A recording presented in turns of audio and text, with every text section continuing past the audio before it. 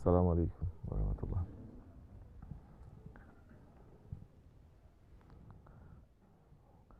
We are asking Allah subhanahu wa ta'ala to forgive us, to give us more faith and more understanding, more intelligence, to look and to understand, and to give us more faith. Not to look and to understand and it takes you away from faith. Not to look, to understand with your ego and to make you to lose faith and to become disobedient. So looking and understanding also has to be learned. It is not looking and understanding any way that you want, any way that your ego wants, any way that this dunya wants, or how our desires want to look and want to understand. So how are we going to look and understand properly? In which way? Which way? You say.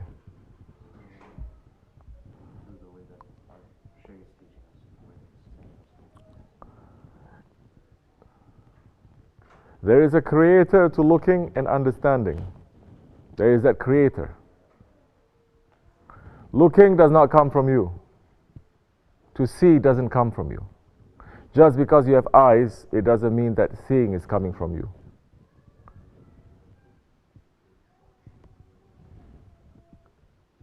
Understanding doesn't come from you. There's a creator to that understanding. A speech, it doesn't come from you. There is a creator of that speech. These are the qualities of Allah subhanahu wa ta'ala. So there is a creator. And if you are not understanding, looking with how our creator has put it on us, that you are understanding and you are looking through the ego, you are still seeing, we are still understanding, but it's going to take you away from faith, away from the creator. Mankind, whether you believe or you don't believe, you're going to make a god to yourself, an ilah to yourself. Those who don't believe in a creator, but they believe in themselves, they're saying, I am the one who's determining everything that is happening to me. You just turn yourself into a creator. You. That you don't even have the power to stop breathing. You is a prisoner between two breaths. That you don't have the power to stay awake. Which is why Allah subhanahu wa ta'ala is saying in the Quran al-Karim about those ones who claim that Isa alayhi salam, it is Allah. And Allah subhanahu wa ta'ala is saying, don't Isa and his mother, don't they eat and drink? For a man who looks and who understands, not with his ego, with the real akal that Allah subhanahu wa ta'ala has created, that is coming from the divine presence. Small things will point to a real thing. They don't need a real thing to show themselves to him for him to understand. Which is why every sentence in the Quran, it is called an ayat. And ayat means it is a sign. If you see the sign, you see the whole reality. You don't need the whole reality. For those who are blind, blind with their heart, even if they see the whole reality, sit down somewhere. Even if they see the whole reality, they're going to deny it. It is not because that the reality, it is not present. It is because they're denying it. The one who split the moon into two, the one whom the trees, they uprooted themselves to crawl to him and to speak to him, the one whom the animals, they come and they give the shahadat. The ones that the stones themselves, they give shahadat to. The ones that the angels, they were congratulating his mother, taking the baby and showing the whole alams, the birth of the Prophet ﷺ. That one had uncles who denied his reality. That one had people around him that looked at him and said, "You are ugly, Ya Muhammad." So the Holy Prophet ﷺ says, you are looking at a mirror and you're seeing your own reality.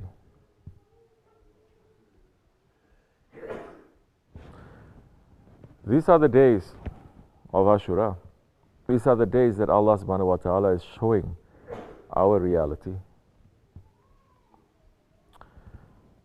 So many times it's showing the reality of the weakness of man. It's showing the weakness. We don't like to say too much like that, but it's showing the weakness of the prophets.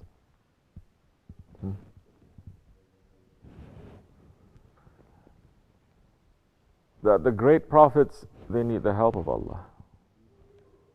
It is not coming from them. Allah gave them that power.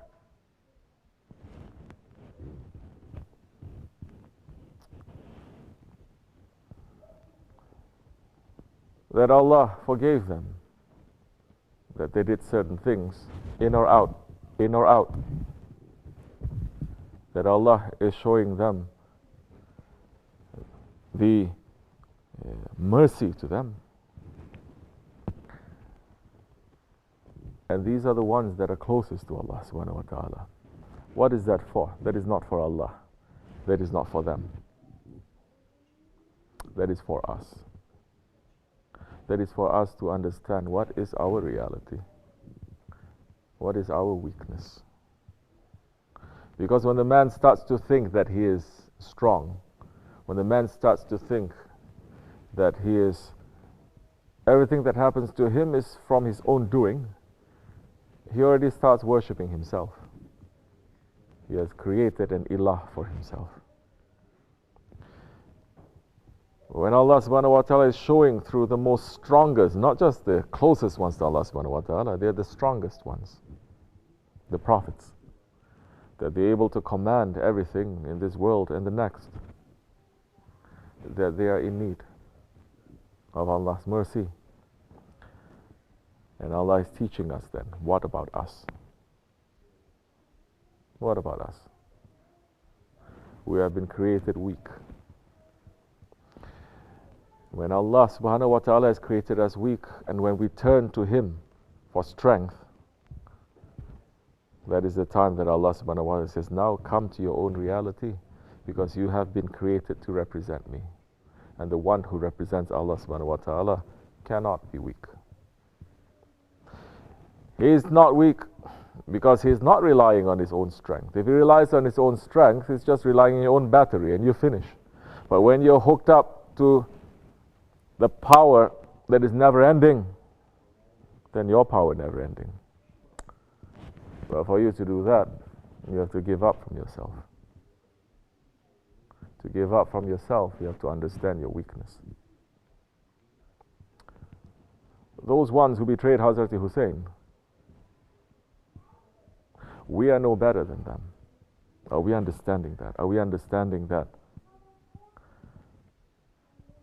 we are capable of doing that? Understanding that we are capable of doing is just the first step. Then what are you going to do with that understanding? To understand, yes, we have that inside of us. Then what do you do? To just leave it like that? To say, well, he understands I'm weak, so whatever I'm doing, it is with his permission, so that's okay. It is not okay. Only shaitan makes that kind of logical reasoning. It is not logic. Because we are not following shaitan. We're following the prophets and we're following the friends of Allah. And we're following the Ahlul Bayt. So many events happen on this day. But the events of Karbala, where a few stood up and say we are not going to be part of this, that we are pulling ourselves back. Karbala still continues up till today. Karbala did not happen one time 1400 years ago. It is still happening today. That you have a group pulling themselves away from tyranny and says, now, lakum dinukum waliyatin, they are going to be hunted down. Because the dunya says, unless you are my slaves, we're not going to let you go. So Karbala continues. Where are we in this Karbala? If you are feeding this world, then you are starving your Hussein. If you are starving this world, and that time you're making the Hussein, the Husseini part of us, to become more alive. But understand, it comes with a lot of sacrifice. And that event did not stop there. That event continued. And there is a reason for that. وَمِنَ اللَّهُ تَوْفِيقٌ.